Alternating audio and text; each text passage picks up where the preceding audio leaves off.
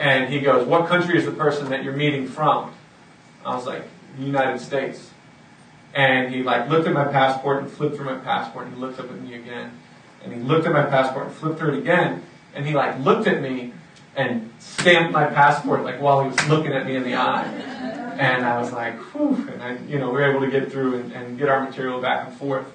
But it was, we really didn't know what to expect, and it was really challenging situation to operate in. I mean, we operate in places that are dangerous, but I think this was a very different set of circumstances than we're used to.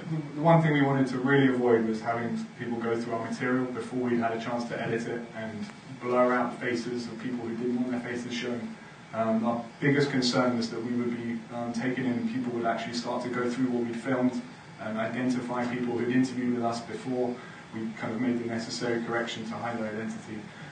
Because in the past, Al Jazeera has interviewed people in Bahrain, and those people have subsequently been arrested and beaten and gone missing. I mean, Al Jazeera English did a program in the very early days.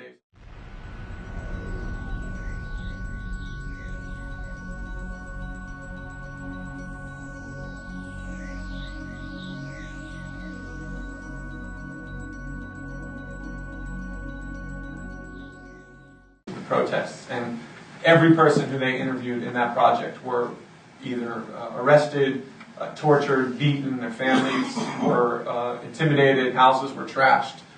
So there were really serious consequences for speaking with media.